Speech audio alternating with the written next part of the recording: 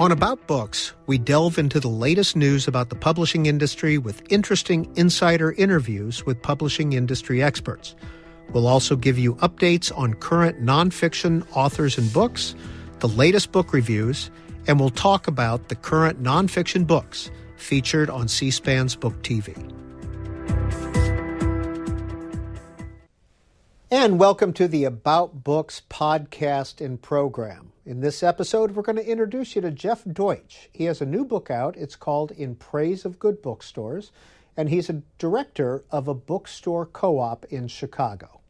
But first, let's start with this week's publishing news.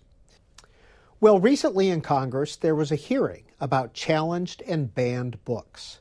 The House Subcommittee on Civil Rights and Civil Liberties heard from students, parents, librarians, and teachers, as well as author and civil rights activist Ruby Bridges. Congressman Jamie Raskin, a Democrat of Maryland, is the chair of the subcommittee, and here's part of his opening statement. Many books are being targeted for censorship these days simply because they address racism or white supremacy as historical or sociological realities, or address human sexuality or LGBTQ issues because the protagonist or author is gay or a person of color or for some other allegedly objectionable reason.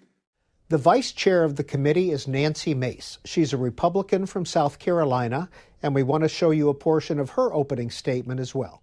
Public universities and colleges frequently run afoul of the First Amendment freedom by enforcing broad or overly broad speech codes or by chilling speech across college campuses, using biased response teams to investigate thought criminals. There have also been disturbing campaigns on these campuses to expel students, fire faculty, or disinvite speakers who hold views that are considered to go against the progressive consensus or groupthink. These universities and colleges are unlawfully stifling speech to coddle young adults at a time when in their educational careers where they should be exposed to a variety of ideas and perspectives. So that's a little bit from the recent hearing on banned and challenged books that was held in Congress. Now, the full hearing will be played on BookTV in the near future. Also in the news, author Jack Higgins has died at the age of 92. The British thriller writer was best known for his 1975 novel, The Eagle Has Landed. That was later adapted into a film, of course, with Michael Caine and Donald Sutherland. Mr. Higgins was the author of close to 80 books that sold over 250 million copies worldwide. In other news, the 87th annual Anisfield Wolf Book Awards that, quote, recognize books that have made important contributions to our understanding of racism and human diversity were presented last week. This year's nonfiction winners, George Macari's Of Fear and Strangers, and Taya Miles' All That She Carried, which has won several awards. A Lifetime Achievement Award was also given to author and publisher Ishmael Reed. Now, according to NPD BookScan, which tracks these figures, print book sales are down close to 9% for the first quarter of 2022. Adult nonfiction sales have slipped over 10%. And now we want to introduce you to Jeff Deutsch. He is the director of the Seminary Co-op Bookstores in Chicago. Mr. Deutsch, what's unique about your shops? Well, we actually have about 100,000 volumes on the shelf, which is interesting, but we also have almost exclusively academic, scholarly, and literary books. But what's more interesting is what we don't have, which is gifts, sidelines, non-book items, coffee, wine, the sorts of things that most bookstores today use to make their bookstores work. So can you buy a bestseller at Seminary? You certainly can. If the community is interested in a bestseller, then we'll certainly have it on the shelf. But we only really carry the books that the community is interested in. So we are reflecting that community as well. And there are plenty of bestsellers that do make it onto our shelves. So what are some of the popular titles at Seminary? Well, it's interesting because the titles themselves don't sell all that quickly. So we might have occasionally a book that will sell quickly and sell well. But most of the books that we carry are books that sit on the shelves for a long time. They sell a single copy, maybe 2 or 3 in a given year. And it's actually that the sales of these a broad range of titles that make up our bestseller lists. That said, when there's a new book by Wendy Doniger that comes out, we sell quite a few of those. We had a Martha Nussbaum book recently that sold very well. Eve Ewing, anytime that she puts out a book, they sell very well. Last night we had, or 2 nights ago, we had Ocean Vuong, which will, I expect, be a bestseller. And it was the second time we've had him, and we've sold quite a few of those as well. Well, Mr. Deutsch, you mentioned Martha Nussbaum. She's a philosopher at the University of Chicago. Are you located near academic sites? Yeah, so we're in the Hyde Park neighborhood on the south side of Chicago. It's where Obama is setting up a presidential library, and Michelle Obama grew up right near the neighborhood. And we are on the campus, actually. We're in a campus building of the University of Chicago, but we are not part of the University of Chicago. We also have a second store, 57th Street Books, which is where President Obama did the book signing for his first book, Dreams from My Father, the launch event that had maybe a dozen people or so show up. And that is a neighborhood bookstore with a great children's department and quite a few bestsellers and genre fiction, cookbooks, things like that, a more traditional neighborhood bookstore. Well, I think we buried the lead a little bit here. This is a nonprofit bookstore, correct? That's right. That's correct. Right. We are the first and only not-for-profit bookstore in the country whose mission is bookselling, and we're incredibly proud of it. But we also, it feels important to us to say out loud what the work that we're doing is. So, in the 21st century, no reader needs a bookstore to buy a book, and no bookstore can make a living selling new books exclusively. And our argument, and even though I should say the argument of the structure of the store, is that we do need bookstores still, even though we don't need them to buy books necessarily. What is the product of the bookstore? Well, we think it's the browse. We think it's the space that's created in a physical location to bring readers in, have them discover, find surprises, delightful surprises on the stacks, build community around the browsing activity, and that is actually a cultural endeavor, and it's a civic endeavor, and ours is a cultural institution. And so we are looking to find a different way to finance the endeavor rather than an inherited retail model that we think is not really built to support the kind of work that we do. Well, Jeff Deutsch, in your new book, In Praise of Good Bookstores, you indicate that business models are secondary to good bookstores, in your view. Well, I will say, right, most booksellers do not go into bookselling in order to make a lot of money. And retail can be a very profitable endeavor. Any retailer who wants a profitable store will not set up a bookstore. Those who do set up bookstores, whether they're for-profit, not-for-profit, mission-driven, selling bestsellers, or whatever the case, those booksellers, for the most part, are in it because they love books, just like in publishing and just like the endeavors that you're doing. There's a great love for not just the written word, but a certain kind of book, right? So you asked if we sell bestsellers. We certainly do.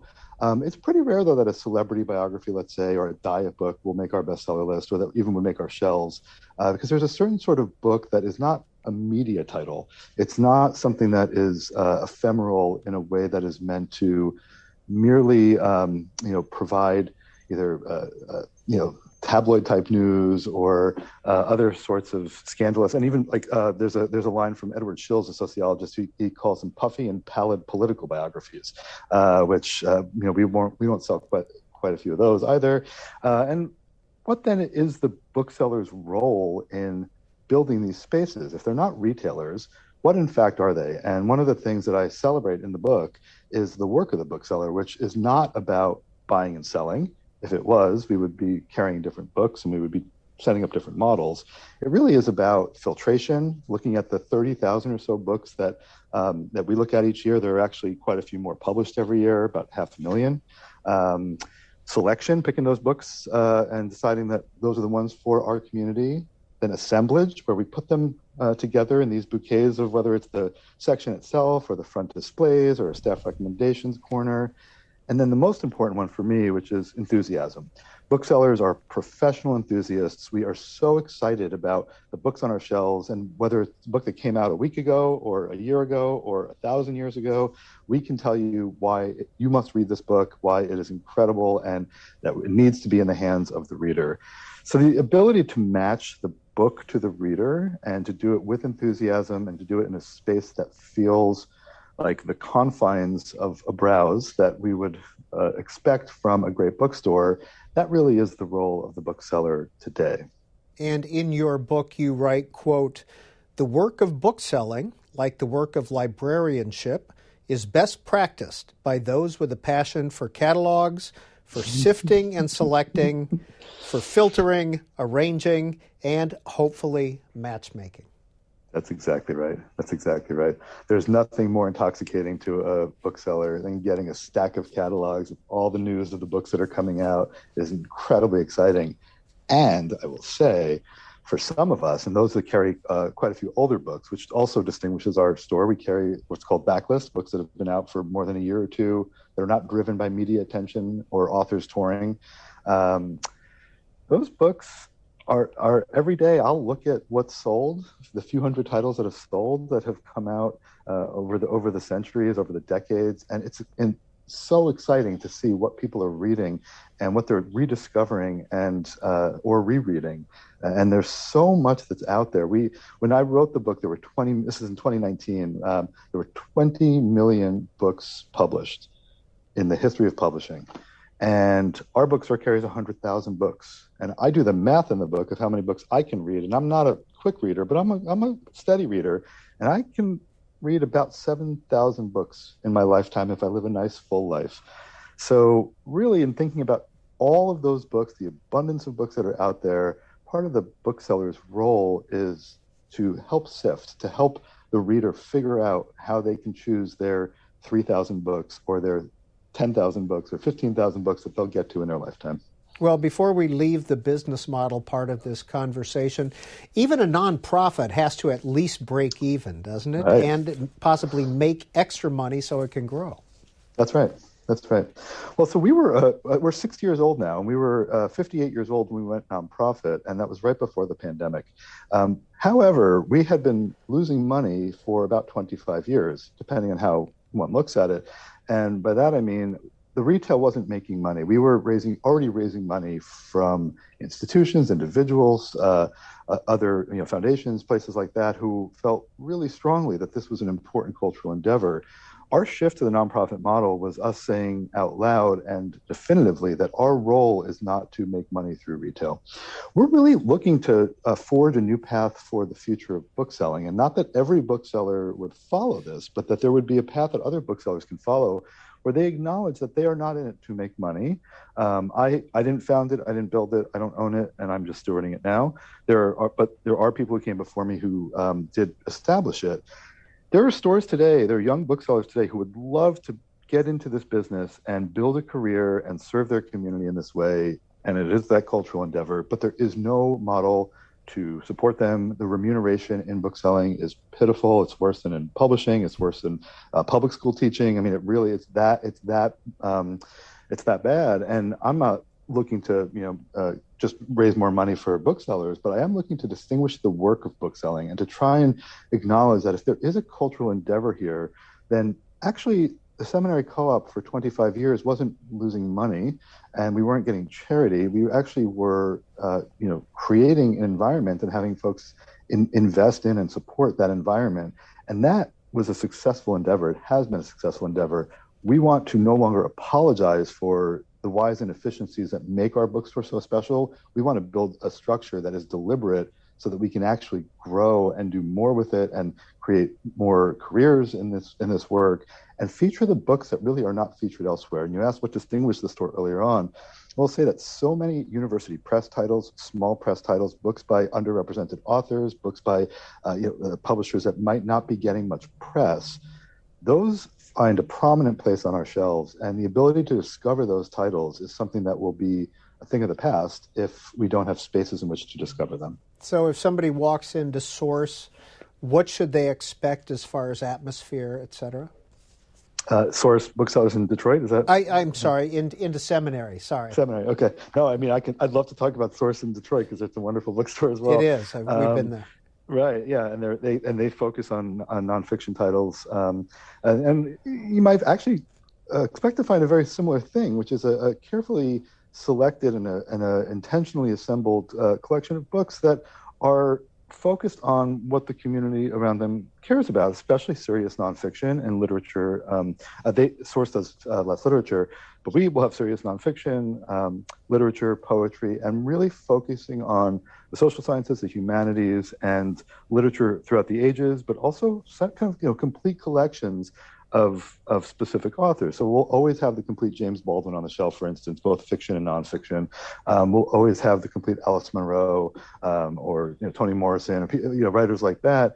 But we're also going to keep up with the newer authors. So Ocean Vuong is a good example, who has 2 collections of poetry now and 1 novel. We had his first volume of poetry on the shelf to begin with. I mentioned Eve Ewing earlier, who published an amazing collection of poetry called Electric Arches with the Haymarket, which is a small not-for-profit publisher. And we sold, that was a bestseller for us. But then the University of Chicago Press put out a book of hers about the Chicago public schools closures and the failures of the city of Chicago to support those students. And that was a serious book, sold really well for us on our front table. And then since then, she's put out another collection of poetry and some Marvel comics. And we carry all of them, and they do very well for us. And I expect we'll be carrying them for years. So Jeff Deutsch, when Barnes & Noble and Borders were going full guns, was that distressing to you with all the retail that they did of non-book items?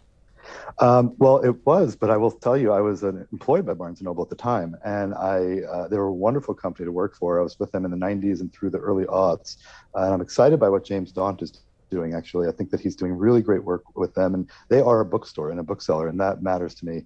I remember, I was in the late 90s, I was working at a Barnes & Noble in Tucson, and it was the first time, I was not happy about getting CDs in, even though I love music. I wanted it to be just a bookstore. But I remember the first time we got I think it was a puzzle.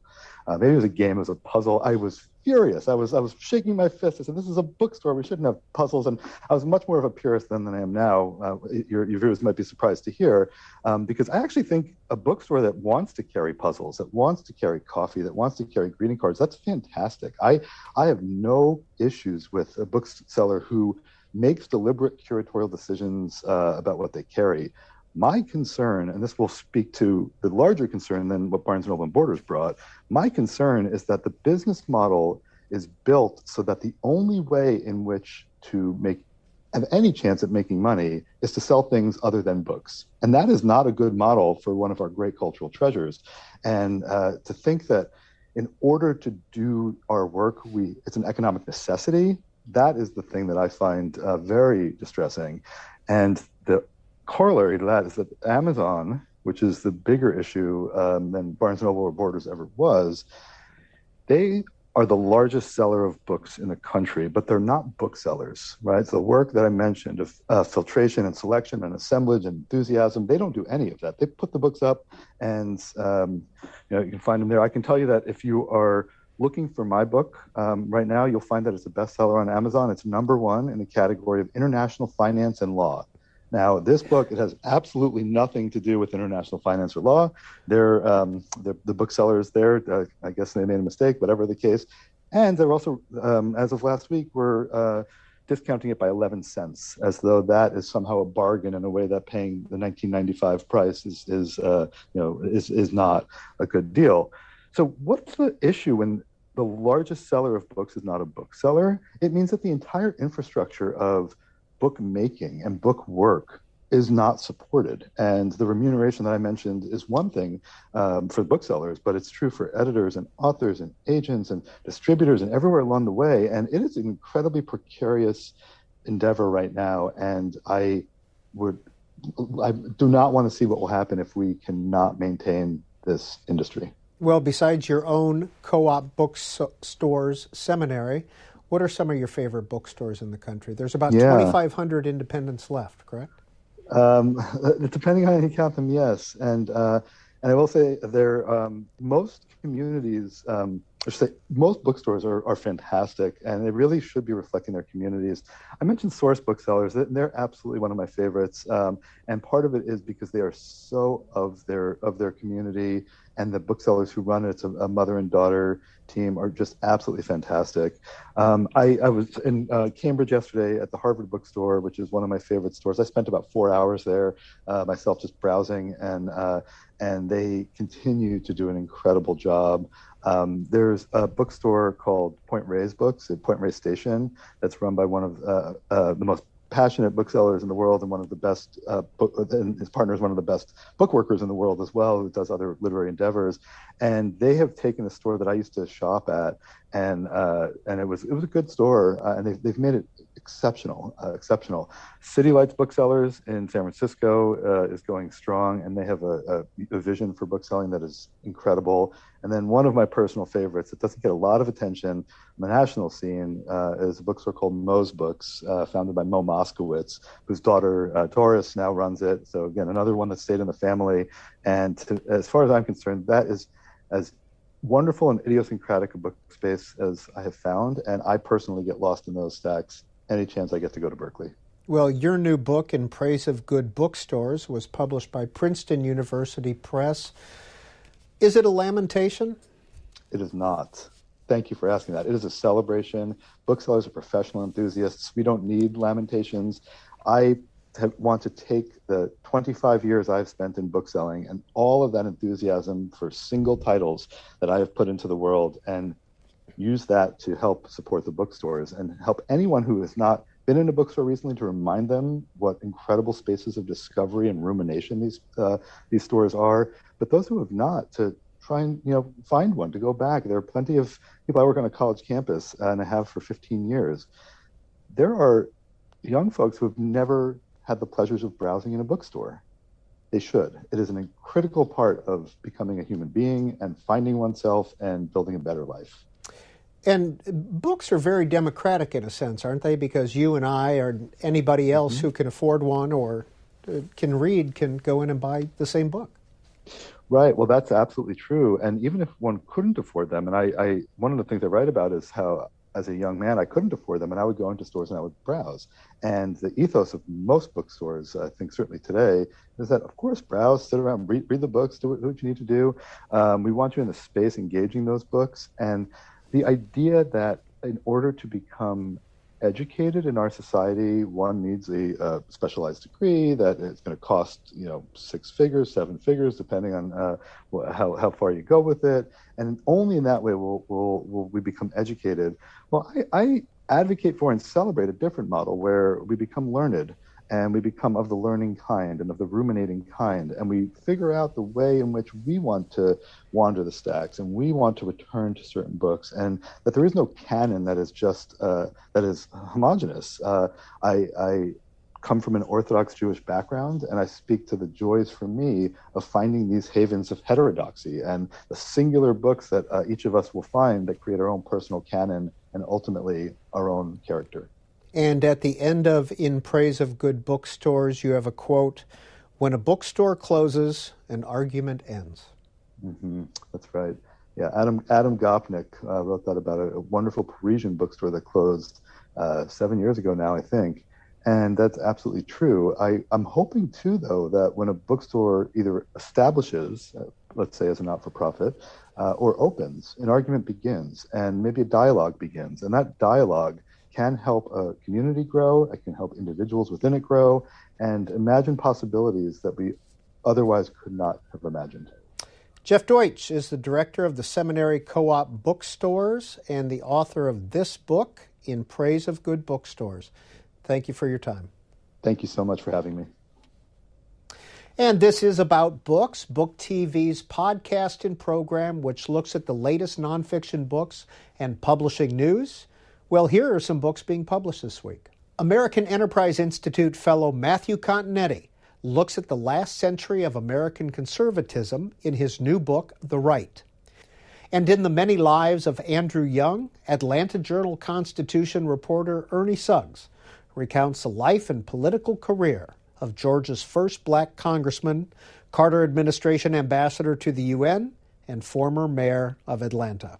Retired Air Force Brigadier General Robert Spalding has a new book out. It's called War Without Rules, and in it, he weighs in on China's military and foreign policy goals. Also being published this week, in Jill, the Associated Press's Julie Pace and Darlene Superville profile First Lady Jill Biden. And Financial Times chief foreign affairs commentator Gideon Rockman offers his thoughts on the rise of authoritarian leaders around the world in his book, The Age of the Strongman. Well, this weekend on our author interview program, former Republican Congressman Will Hurd of Texas says that America needs a quote-unquote reboot, and he offers his thoughts on how to move the country forward.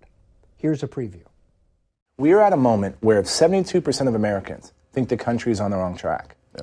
This sentiment has not just existed under this administration. Sentiment has existed and grown over the last couple of administrations. And so the country feels like we got to do something different. Yes, we are the most powerful nation that has ever existed on this country. Capitalism has uplifted people out of, to achieve heights that were previously unimaginable. But we have to make sure that this continues. And what's getting in the way is the inability to get big things done because of political gridlock within Washington, D.C., and that is metastasizing to state capitals and city councils and such. And so for us, for me, this notion that America has become exceptional when we play a role and we lead, and the world is interconnected. When my man George Washington gave his farewell address and said, watch out about entanglement with other countries, the world was very different back then. And so now we're so interconnected. But we elected officials, people in administrations, have to continue to make the case why these things matter. We have to make the case, why does Taiwan matter to the couple that owns that coffee shop in the Midwest, right? Yeah. Why does the person that's selling, skiing attire, why should they care? Why should my brother who sells Thanks for the cable? Shout out to the most beautiful congressional districts in Utah, where we have Park City, Snow Basin, some of the best ski resorts. Thank you for that. No, of course. My brother sells cable. Why does he know? And we have to make these cases, and sometimes, right, those of us that are involved in these things have failed to articulate why this stuff matters. And that was former Republican Congressman Will Hurd on his new book. A reminder that Afterwards airs every Sunday at 10 p.m. Eastern Time on BookTV. It's also available as a podcast. Finally, here's a look at some of the current best-selling nonfiction books according to the Los Angeles Times. Topping the list is Michelle Zauner's memoir, Crying in H Mart, which has been on bestseller lists for months. After that is Atomic Habits, James Clear's advice on breaking bad habits and forming good ones. Then it's Amy Bloom's memoir about her husband's Alzheimer's diagnosis and his decision to end his own life. It's her latest book, and it's called In Love. And that's followed by Atlas of the Heart, University of Houston professor Brene Brown's thoughts about making meaningful human connections. And wrapping up our look at the Los Angeles Times best-selling nonfiction books, David Wengrow and the late anthropologist David Graeber's critical look at the development of human society, the dawn of everything. Well, that's a quick look at this week's publishing news and the latest nonfiction books. A reminder that About Books is available as a podcast on the C-SPAN Now app or wherever you get your podcasts.